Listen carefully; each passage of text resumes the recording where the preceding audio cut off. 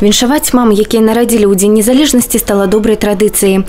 Акцыі «Белая Русь» з любоўю да дзяцей ужо амаль 10 гадоў. Сёлета ў галоўнае дзяржаўнае свята ў брэсцкім раддоме на свет з'явіліся 13 хлопчыкаў і дзяўчынак.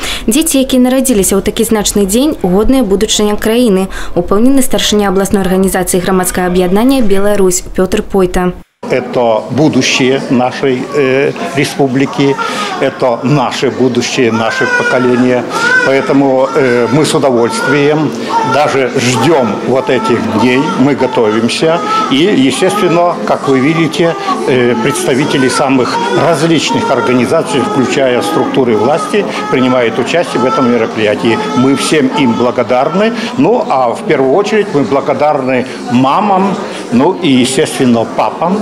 Віншаванне мамам ад выканаўчай улады перадаў намеснік старшыні аблвыканкама Олег Вялічка. Я желаю вам и вашим детям здоровья, чтобы они выросли действительно в счастливой, свободной стране, счастливыми, получили образование, были здоровенькими, и чтобы вы тоже, вы все еще молодые, чтобы вы еще приходили сюда, ну и чтобы сами тоже не болели. Слово віншавання ў падарункі стали приемным сюрпризом для мам. Надеюсь, праздник поспособствует День независимости. У меня родилась девочка. Надеюсь, что она будет независима от каких-либо обстоятельств, что у нее в жизни все получится. Вот. Врачи, если честно, помогли очень. Попала на очень хорошую смену, потому что было тяжело, хоть и второй ребенок, но было тяжело.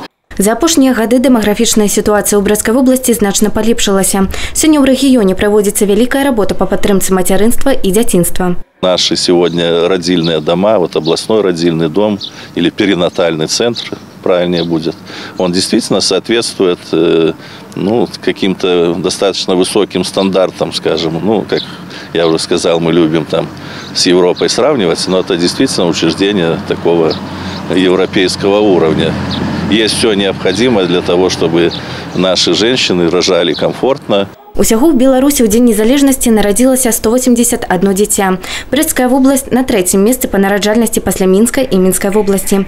Разглядаецца магчымасць адкрыцця радзільнага аддзялення ў адной з бальніц Брэста.